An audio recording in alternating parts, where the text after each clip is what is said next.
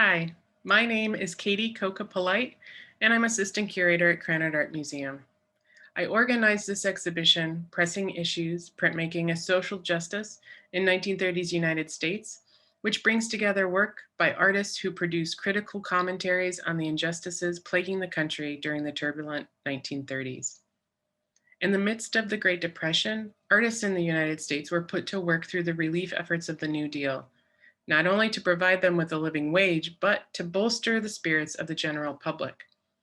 Many used the opportunity to portray various scenes of everyday life in the United States through images of urban and rural landscapes, leisure activities, and industrial growth, while others directed their viewers' attention to economic toil and issues of social justice.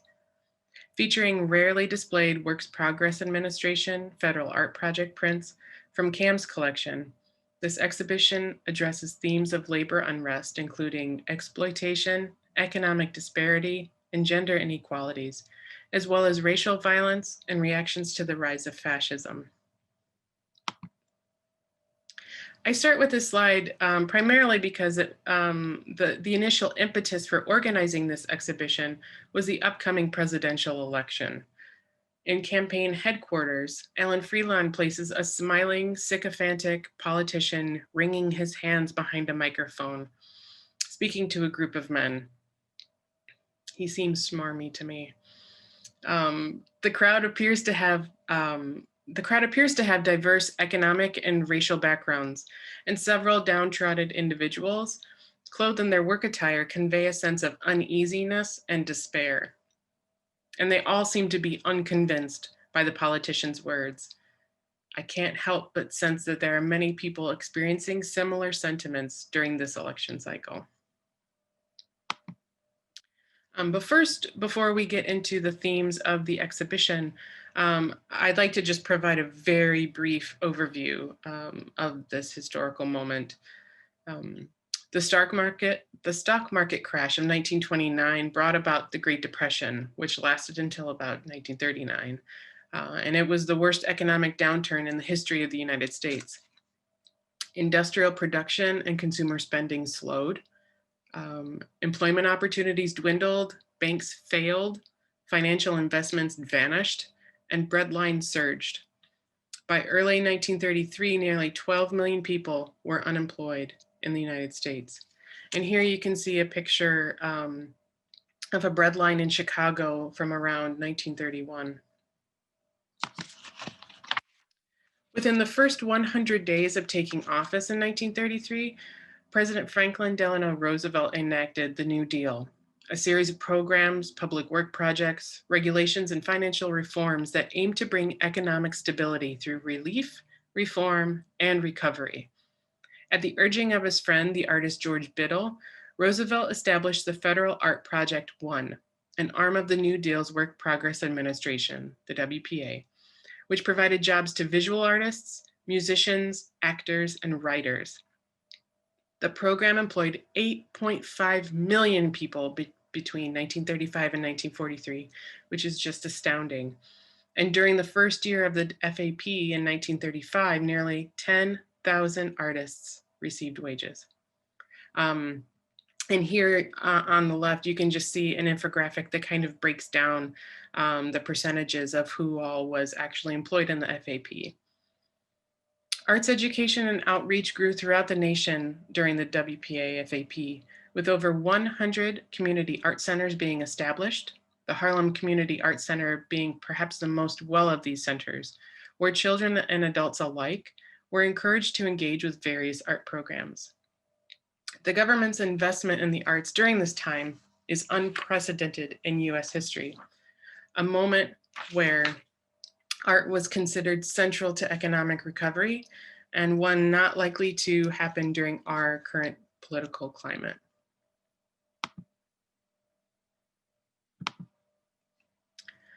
While artists in the mural and easel divisions of the WPA FAP produced social realist works that addressed anxieties of everyday life, perhaps the most formidable critiques of the government and society came from the graphic arts division. The graphic workshops employed a large number of women artists as well as immigrant artists. and African-American printmakers, although the program was far from equitable in terms of opportunities for women and people of color. Printmakers collaborated in workshops where they were provided supplies and a press, which were incredibly difficult to come by for many artists without the government-funded program. And here you just see two important printmakers who worked and collaborated at the Philadelphia workshop, Dox Thrash and Claude Clark.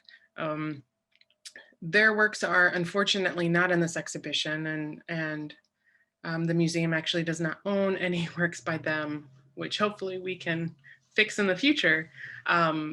And in Philadelphia, they experimented with various printmaking techniques, and they actually developed something called a carborundum print, which people use today. Dedicated to the democratization of art, many artists chose lithography, a printmaking technique of the commercial world that had a low production cost, a potential for the highest editions, and was not considered too highbrow or academic for a mass audience. Accessibility was essential, not only in terms of reproducibility and content, but also availability. Prints were exhibited in WPA FAP exhibitions that toured the country and were hung in public facilities. You could find them in government buildings, schools, libraries, and hospitals on display for all to see. Between 1935 and 1943, the printmakers in the Graphic Arts Division printed around 240,000 impressions from 11,000 different compositions. So now that we have a general idea of the WPA FAP, we can start to move into the four sections of the exhibition. One of the most prevalent themes in art during the Great Depression was labor, whether it was politicized through the imagery of the heroic male worker or expressed in sentimental terms, focused on the rewarding value of manual labor. However, artists like Ida Abelman, Leroy Flint, Boris Gurelick, Harry Gottlieb, and many others sought to raise awareness of the harsh and exploitative labor conditions through their prints, often visiting coal mines and factories to document these circumstances if they could not draw from their own experiences as laborers. Printmakers made work that depicted and commented critically on child labor, economic hardships of those barely scraping by, and inadequate working conditions, all with the intention to effect real change. These works are on display in the exhibition section, Fighting for Workers' Rights, of which I'll discuss now. And I just wanted to give you a few views again to kind of give you a sense of the space.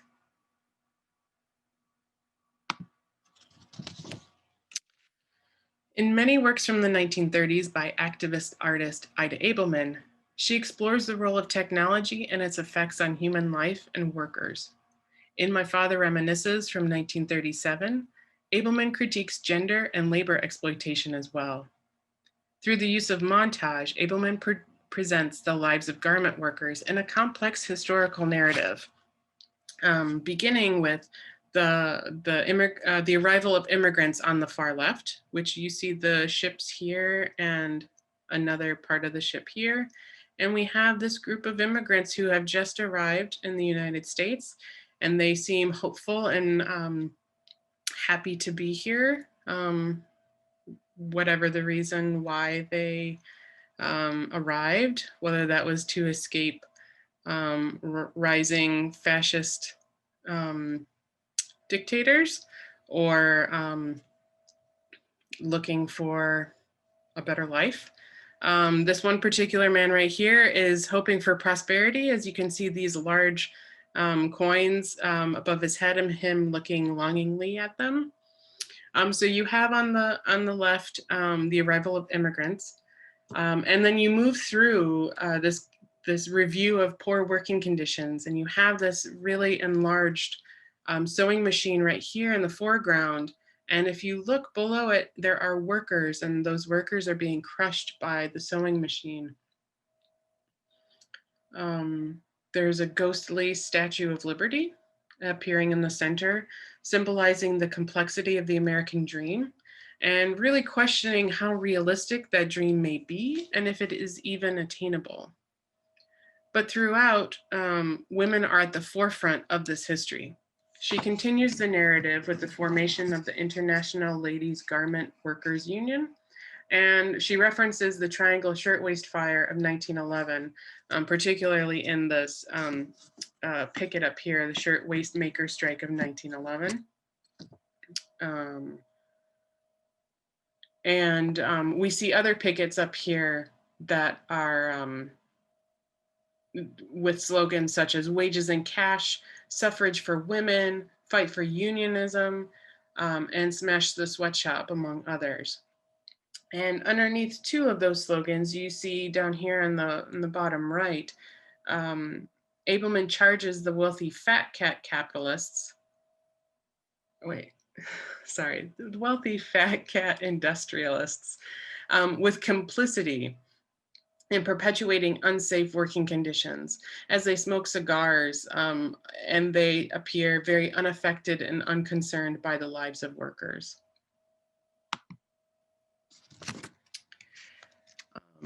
Another work by Abelman is child labor. And two industries that often relied on child labor, textile factories and agriculture, are highlighted in this Abelman print. In the top half of the image, 3 girls sew in a textile mill, while 2 boys are picking vegetables and wheat below. The visual composition alludes to a dollar sign in the form of an S, critiquing how much money companies were making from child labor.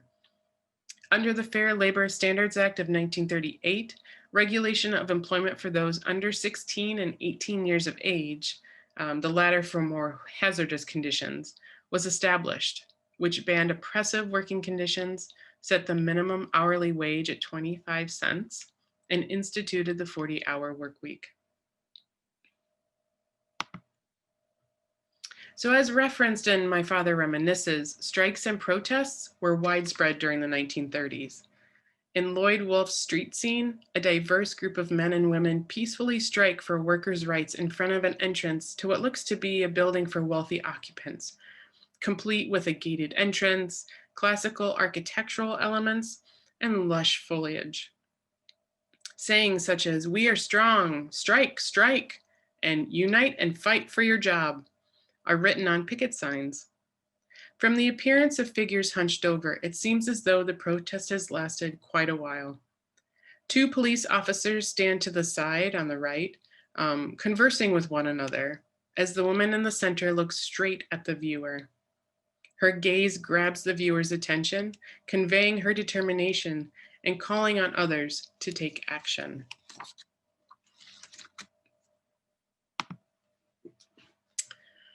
Some of the most pointed critiques focus on labor strikes and unionizing, such as in Thomas Hart Benton's mine strike, where workers bravely fight for their rights, whether that be for safer working conditions, higher wages, or other inequities. 4 coal miners appear off-center, highlighted in bright white. 2 with their mouths open, holding an empty sign, while 1 is sprawled on the ground, either injured or dead. Cast in the shadow are 2 armed militiamen, poised to fight and most likely hired by the mining company. Faceless, 1 aims a gun at the strikers, while the other stands ready in the foreground. While Benton's imagery is sympathetic to the miners, portraying them as heroes, he also critiques those workers who choose not to strike, as a silhouetted worker avoids the confrontational scene by quietly escaping in the background. And you can see him right there.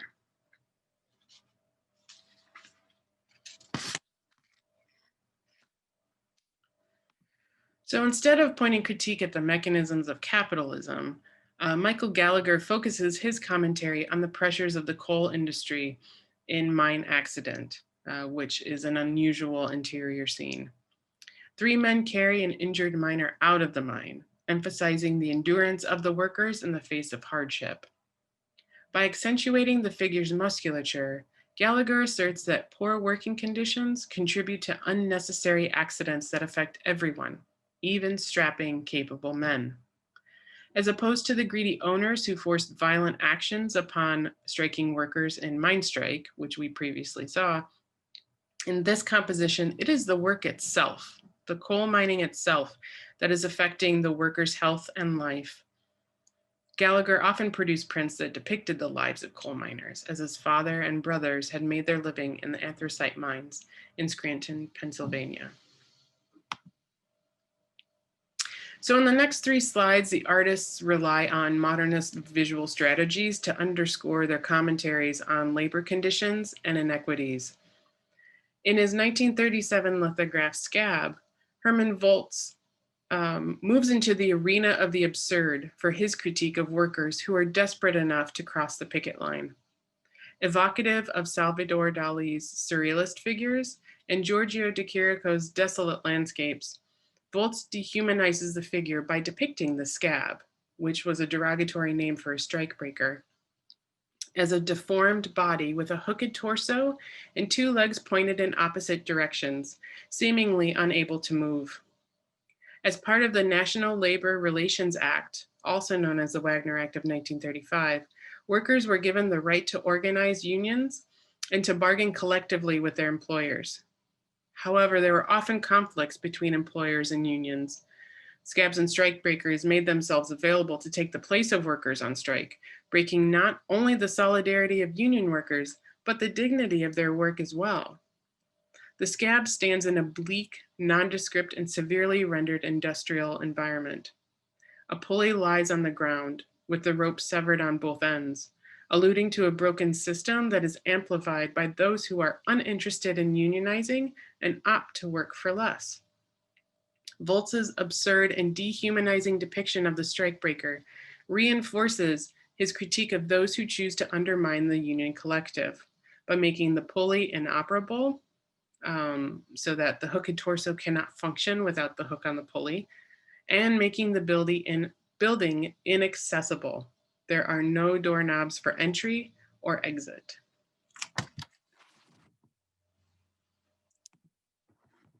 Similar to Scab, Boris Gorelick also constructs an unreal, dreamlike montage narrative to convey the inner turmoil of human suffering while critiquing social injustices. Here in Industrial Strife from 1938, Gorelick focuses on the psychological toll that workers and their families endure during this time of extreme hardship, expressing an emotional cry for justice for these particular industrial workers. Wheels, scales, and other machinery construct the industrial scene. Distorted figures of women and children appear on the left, workers on the right, and capitalist bosses in white collars in the center foreground.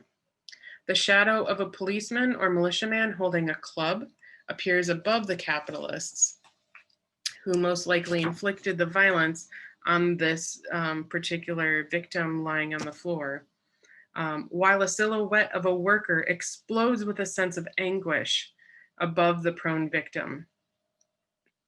Through the swirling faces and exaggerated gestures of the downtrodden, Gorelick rebukes the strife and labor inequity perpetuated by industry.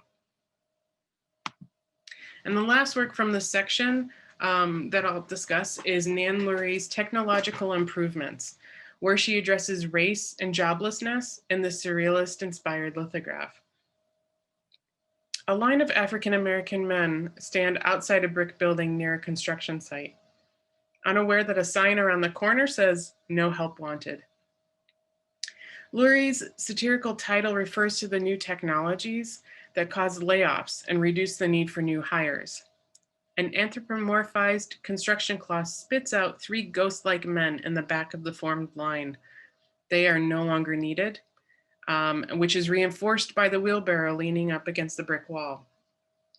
The dynamic composition and nightmarish scene of machines spitting out humans creates a psychological tension while condemning how industry has replaced the working class, here Black construction workers, with new technologies. Although it still pertains to issues of labor, I wanted to highlight prints that portray the significance of women as active agents of labor. So I organized a section in the exhibition titled Women at Work, which you can see a view here.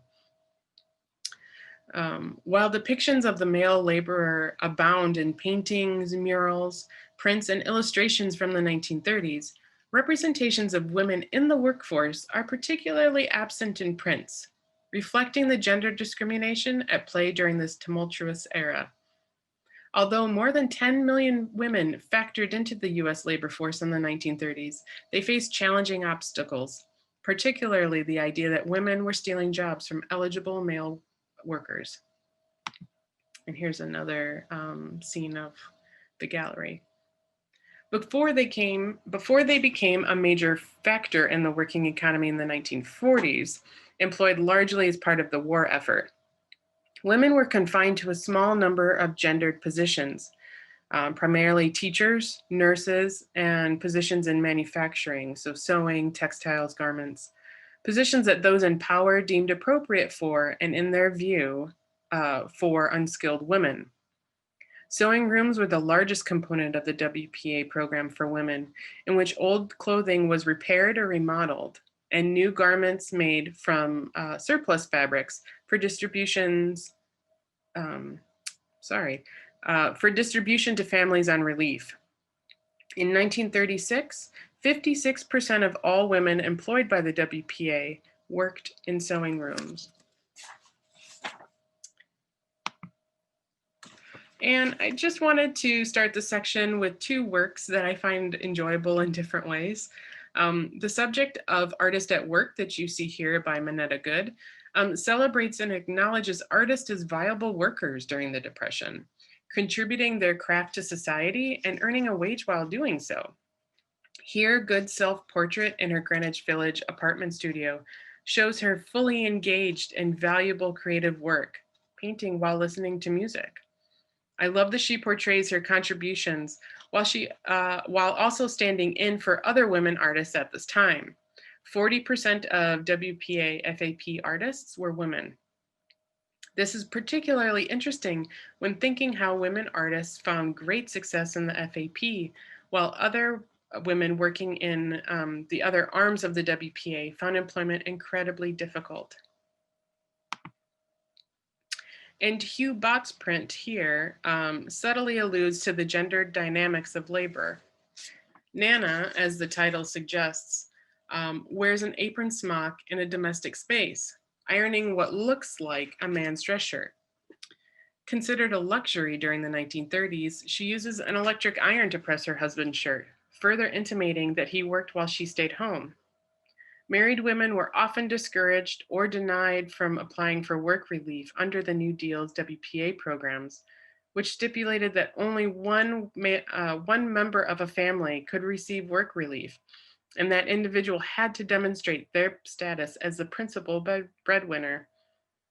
And personally, I just think that this is a beautifully produced and printed aquatint.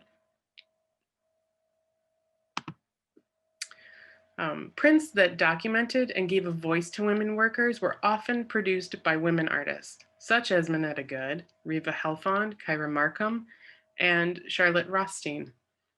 Helfand experienced the factory conditions firsthand for a brief period in New York, working at a textile factory while studying art. In Custom Made, which you see here, Helfand depicts a seamstress slumped over a sewing machine, working late into the night on garments that she brought home to earn extra, albeit meager, wages. Hair pulled back, she appears completely defeated and tired, almost resting her head on the sewing machine as her foot gently works the pedal below. Helfand evokes a sense of anguish through the compressed space, the angular treatment of the figure's body, and the slightly distorted perspective. Without a face, the woman is emblematic of the exhausted women worker. Custom Made was produced the same year as the Fair Labor Standards Act of 1938. Again, the labor law that established minimum wage, overtime pay over 40 hours a week, and restrictions on child employment. The lithograph also comments on the endless hours of tedious labor and fatigue, as well as the grim determination of women who accepted employment that often paid very little.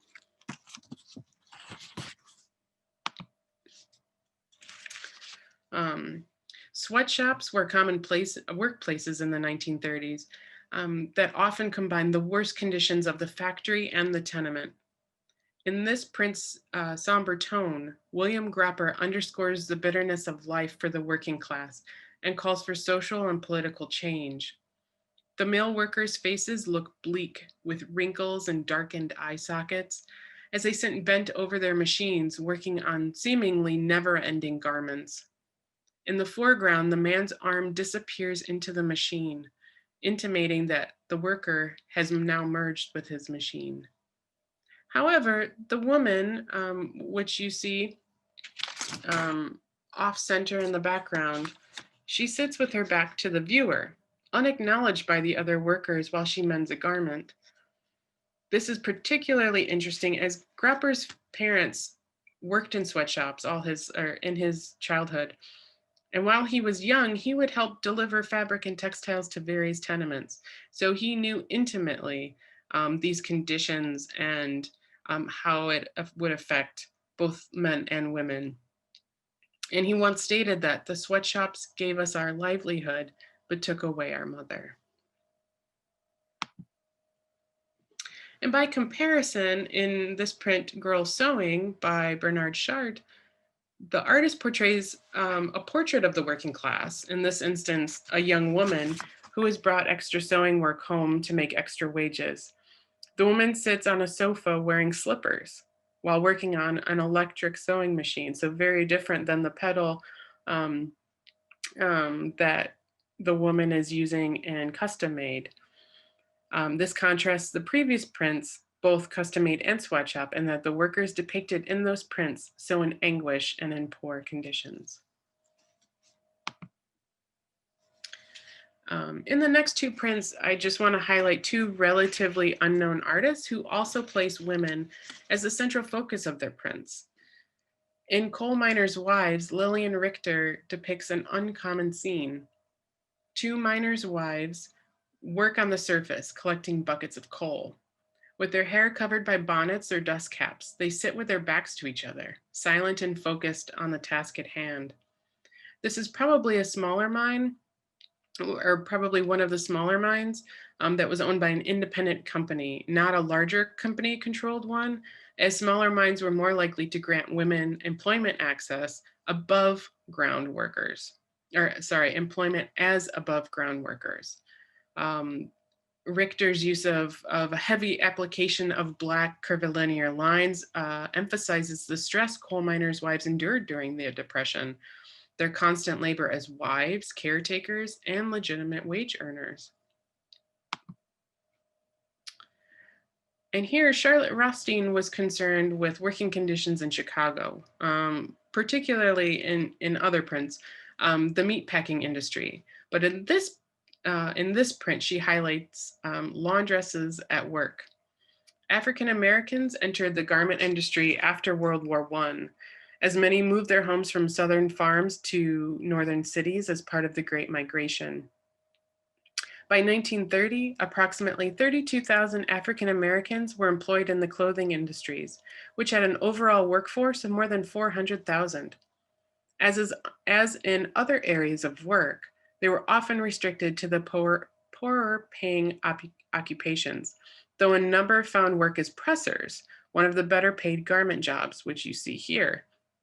In this print, Rothstein creates a frenzied energy around the workers, as dark undulating lines weave throughout the composition, further enhanced by the detailed wood grain in the planks of floorboards and the severe perspective. Outside of the domestic sphere, prints depicting African American women as active laborers are rare.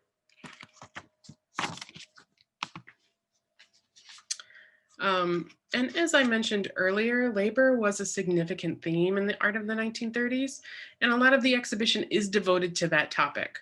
However, there are two other sections which I will discuss now. And one in Pressing Issues centers on the condemnation of racial terror.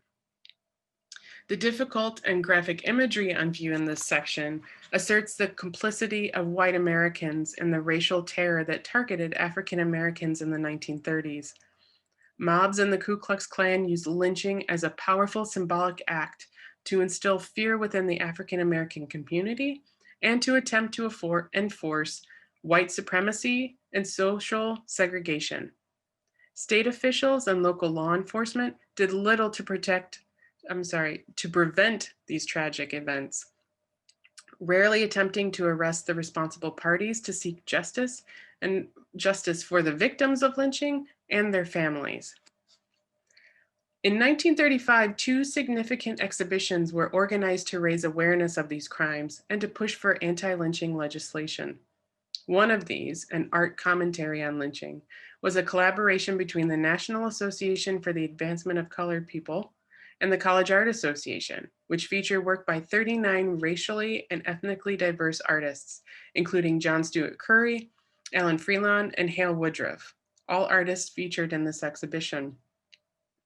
Advocating for social justice, these artists produced works that condemned heinous acts, invoked the spiritual, and by protesting through their works, demanded immediate and direct action. Unfortunately, as of October 2020, anti-lynching legislation has yet to pass.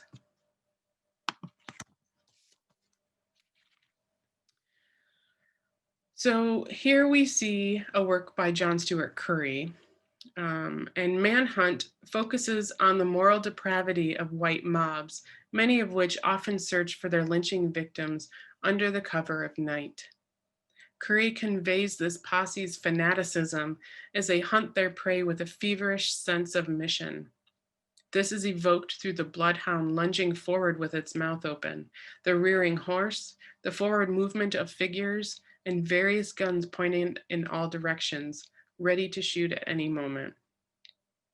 Although photographs exist that capture the abhorrent communal spectacle of lynchings, Curry and other artists who focused on these unseen moments help implicate white militia, members of police, and other community members in deadly violence perpetuated against Black people.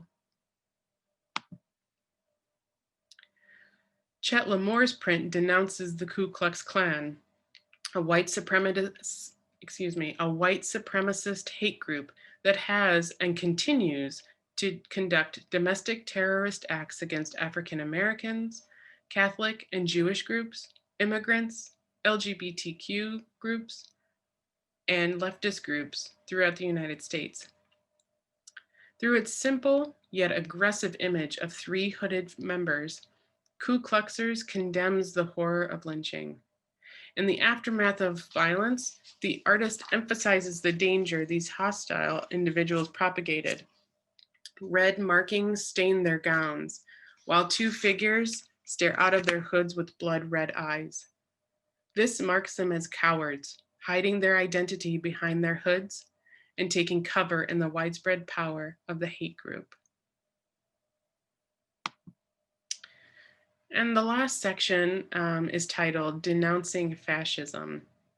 And as you can see here, this is a gallery view. In addition to the pictorial language of class conflict and working conditions, artists in the 1930s condemned discrimination and violent suppression incited by the rise of fascist ideologies occurring in Europe, specifically Spain, Italy, and Germany. After World War I, the United States positioned itself as non-interventionist, condemning the actions and ideologies of those authoritarian dictators while remaining isolationist. Leftist artists were among those concerned with the human suffering caused by these fascist uprisings. So in 1933, you had the rise of Nazi Germany. In 1935, Italy invaded Ethiopia. And from 1936 to 1939, there was the Spanish Civil War. And they established the these leftist artists then established the American Artists Congress Against War and Fascism in 1935. These artists produced illustrations for journals and magazines, paintings, and prints that vehemently denounced such acts, often utilizing modernist visual strategies to heighten the viewer's emotional response.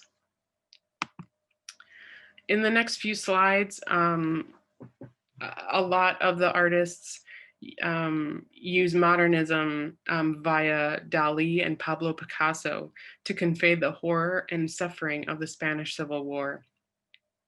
Many artists sympathized with the left-leaning Republican government officials who were fighting against the fascist nationalists, which were under the direction of General Francisco Franco. Here, Bombing by Boris Gurelic, most likely referencing the bombing of Barcelona, depicts, I'm sorry, not Barcelona, Guernica, depicts fragmented and distorted figures whirling amidst a sea of destruction.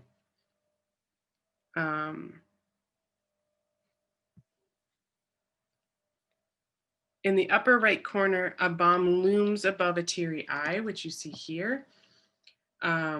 While a bomb looms over a teary eye, which you see here. And a face and a hand appear in a fiery blaze. Gurelic heightens the trauma through manière noire, which is a subtractive printmaking technique in which an image is made by scraping away ink on a black flat, leaving white areas that create the image. In Aftermath, Phil Bard employs abstracted surrealist elements to convey the agonizing torture caused by the Spanish Civil War. 4 dismembered figures stand with stitches, hooks, and rivets fusing the bodies together, further expressing the physical trauma and emotional distress caused by the conflict. The figures form a line in the foreground, reminiscent of the bread lines and unemployment lines that occurred during the Depression. In the upper right corner, you see a figure is tangled, you see there. A figure is tangled in barbed wire, positioned in a Christ-like pose with white fabric hanging from his limbs. The composition evokes a loss of faith in humanity due to fascist ideologies and uprisings. In Aggression, Carlos Anderson critiques the hostile and violent behavior of war, most likely referencing the Spanish Civil War, and how it destroys beauty and life. A man sits slouched over a piano with destruction all around him. His musical composition is unfinished, while a classical statue of a woman and child, which you see here, sits broken in the background. Through this window, you see an emaciated animal and a figure walk in a desolate town in the far right, while fighter planes fly in formation above the obliterated landscape. Prints by Florence Kent, Chet Lamore, and Joseph Leboit depict the plight of Jewish refugees fleeing Germany, fearful of the horrific conditions of rising fascism and the discrimination they encountered during a period of national isolationism. In Refugees, Leboit creates a harrowing scene of refugees struggling to find their way with no help or guidance. Centrally located in the print, 2 women and a child are hunched over, carrying their possession in bags, while traversing a treacherous and lifeless terrain of dying trees, shells of a building, and a ferocious wind. These forces work against the refugees, as the roots of the felled tree in the foreground almost entrap the women with their sharp tendrils, reinforcing the feeling of being estranged from their homeland and disenfranchised in their new country. Leboit's print exudes the psychological anguish and agony over the violent anti-Semitism in Europe and comments on the growing isolationism during this period in the United States. And somewhat unusual for prints during this time, Florence Kent utilizes an expressive modernist style to convey the terror and distress that Jewish refugees endured during their escape from Nazi Germany. Psychological tension is heightened through the compressed space that juxtaposes curvilinear sleeping figures with angular tents and trees that seem to sprout from the ground. On the left, a solemn-looking woman holds a younger individual in her arms, evocative of a Pietà-like pose, perhaps evoking the image of Jesus as an advocate for the oppressed, or to simply urge others to show compassion for those seeking exile from horrific anti-Semitic violence in the 1930s. And much more visually simplistic than both LeBoyt's and Kent's prints, Refugees by Chet Lamore depicts a family of 6 with their backs to the viewer, hunched over with bowed heads, carrying their essential possessions in sacks. The group consists of 2 men, 3 women, and a child clinging to her doll. The refugees slowly walk toward the vast and ambiguous horizon, unsure of where they're heading, with no shelter or aid to be found. The figures almost appear as geometric shapes, abstracted to the point where they cease to have an identity. Again, faceless, marginalized, and discriminated against in a new country and unable to return to their homeland. And lastly, I felt like I had to bring in Chet Lamore's print Civilians, a stark depiction of individuals wearing gas masks before venturing out for everyday activities, taking precautions against the fearful prospects of World War II. During the late 1930s and into the 1940s, people in the United States, and more so in Britain and other countries, shared a concern for chemical warfare, resulting in a suggestion from the government that citizens use gas masks when possible. While learning to live with these new protections, a woman looks at herself in a cosmetic pocket mirror. Although under quite different circumstances, I can't help but think about preparing to pick up groceries with my own mask during this pandemic. So while I end the tour on a rather dark note, I hope that you realize that numerous connections between the present day and the 1930s are self-evident. Given the escalating social and economic upheaval in the United States in the last decade, our current political climate, intensified and exacerbated by the global pandemic, is fueling similar sorts of isolationism and nationalism, the rise of fascist ideologies, and brutal racism. Often overlooked, these prints from the 1930s provide a visceral and much needed reminder of how visual artists call attention to and combat oppression in all its forms. Thank you for listening.